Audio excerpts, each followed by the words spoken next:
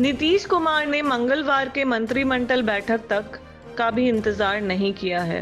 प्रधानमंत्री के साथ सिवान सभा के संबोधन के दूसरे दिन नीतीश ने पेंशन राशि 3 गुना करने की घोषणा कर दी। जीविका दीदी को अब 2 लाख की जगह 5 लाख तक का लोन आसानी से मिल जाएगा।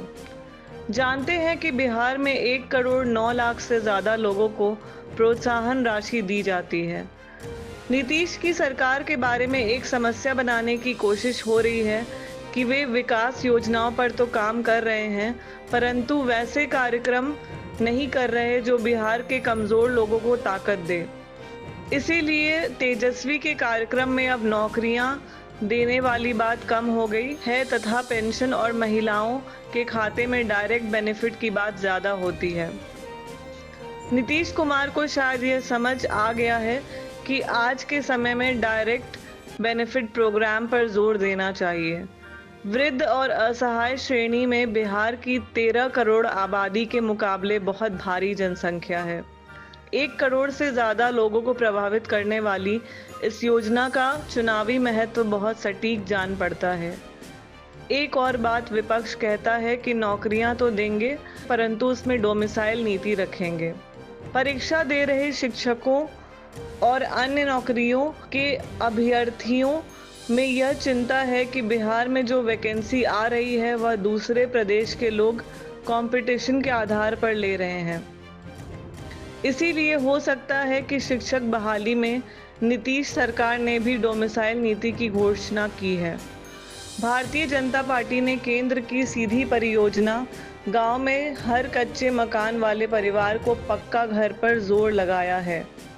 प्रधानमंत्री ने सिवान में कहा भी कि 1 लाख लोगों से ज्यादा लोगों को प्रधानमंत्री आवास योजना के तहत पक्का घर दिया गया। इस तरह के निर्माण कार्यों के बाद अब चुनाव के पहले सत्ता पक्ष और विपक्ष के लिए डोमिसाइल और डायरेक्ट बेनिफिट जैसे कार्यक्रम खोजे जा रहे हैं। इस तरह कह सकते हैं कि तेजस्वी, कांग्रेस या प्रशांत किशोर के कैंपेन का असर चुनाव नीतियों पर और सरकार की नीतियों पर पड़ रहा है।